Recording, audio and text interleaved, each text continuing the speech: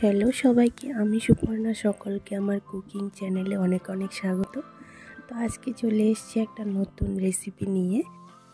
রেসিপিটা হচ্ছে আলু আর ক্যাপসিকাম দিয়ে একটা তরকারি বানাবো, যেটা রুটির সাথে খেতে অনেক ভালো লাগে।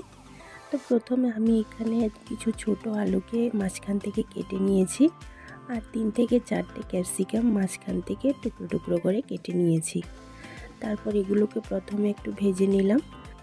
এবার রান্নাটা করার জন্য কড়াইতে একটু সর্ষের তেল দিয়ে দিলাম, আর দিয়ে দিলাম একটু পেঁয়াজ কুচি, আর রসুন আর আদা একটু আমি কুচিয়ে রেখেছিলাম সেটাকেও দিয়ে দিলাম।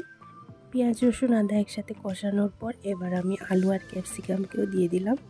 এবার সামান্য একটু কষিয়ে 1/2 চামচের মতো হলুদ গুঁড়ো, ধনে গুঁড়ো, জিরে গুঁড়ো আর একটু লঙ্কা গুঁড়ো দিলাম, কারণ এখানে কোয়ান্টিটিটা কম ছিল তাই আমি অল্প করেই দিয়েছি। এবার 2টো কাঁচা লঙ্কা মাঝখান থেকে চিড়ে দিয়েছি।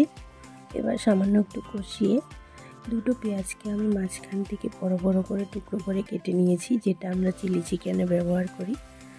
আর একটা টমেটোকে মাঝখান থেকে বড় করে কেটে নিয়েছি, সবগুলো দিয়ে দিয়েছি। এবার সামান্য একটু চিনি আর একটু লবণ দিলাম। ভাজার সময় একটু লবণ দিয়েছি, তাই একটু লবণটা বুঝে দিতে হবে। আর দিলাম একটু টক দই।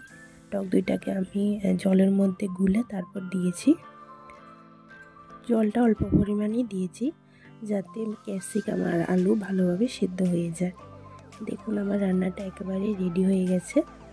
আর রান্নাটা আপনাদের কেমন লাগলো অবশ্যই কমেন্ট করে জানাবেন। ভালো লাগলে একটা লাইক করে দেবেন, আর চ্যানেলটাকে অবশ্যই সাবস্ক্রাইব করে